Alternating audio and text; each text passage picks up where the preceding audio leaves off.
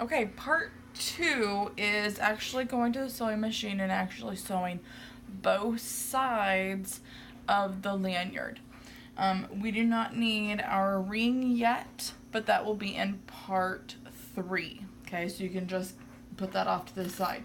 You will need a pin cushion, or I don't use pin cushions. Instead, I just use my little thing for my pins.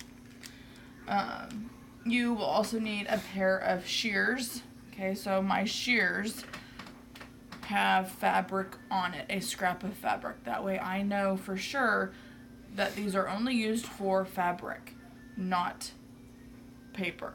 Okay, so on my machine, and your guys' machine will be a little bit different, you can see that my presser foot, and I'll put it down. Okay, it has, actually I'll take it off. Okay, so my presser foot has this opening here.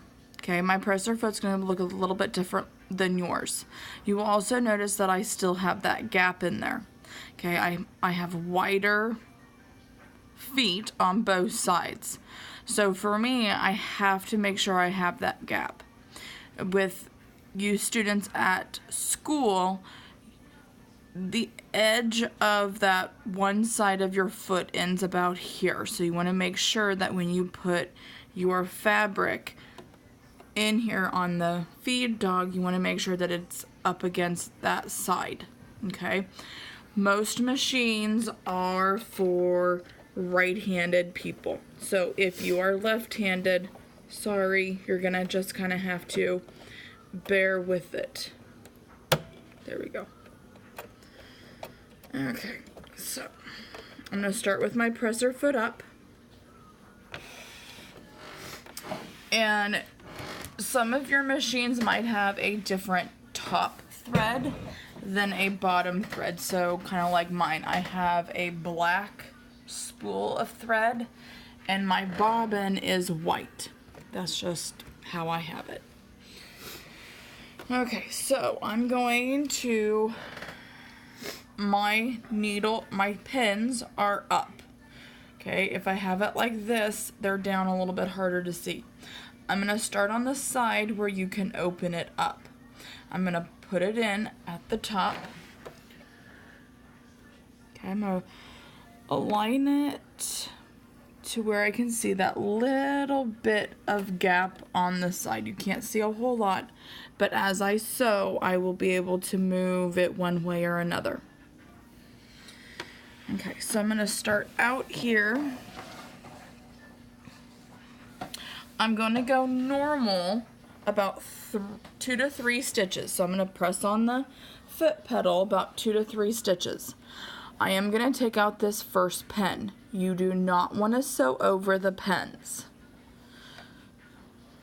Put it in my pin case. Okay, so I've sewn about 3 to 4 stitches. You're going to use your reverse stitch and you're going to back stitch to the start. That way it sets it in. Okay, now I'm just going to keep sewing. I'm going to make sure that it is close to the edge, but it's still getting both of them. So my right hand is going to be holding on to my lanyard. My left hand is going to be nowhere near the needle, but it's going to be on the side holding on to the lanyard. Okay? So this is called top stitching.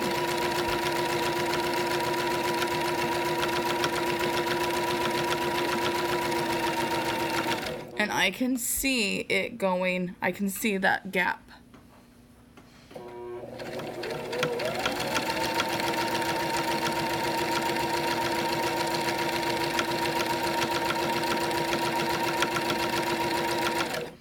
If your fabric gets too close to one side, you use your right hand to move it back over.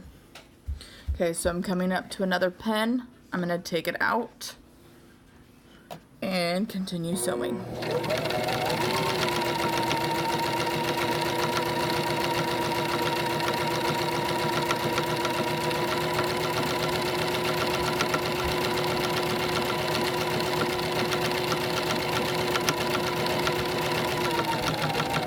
So your partner can definitely help you by saying, hey, there's a pin coming up, because they will be behind you.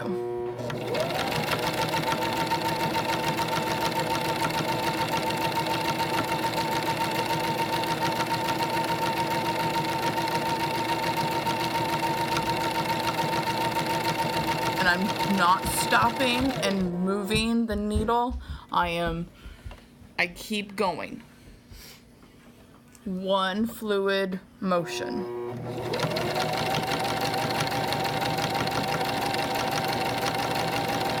And I'm coming to the end here, but I'm just gonna keep sewing normally.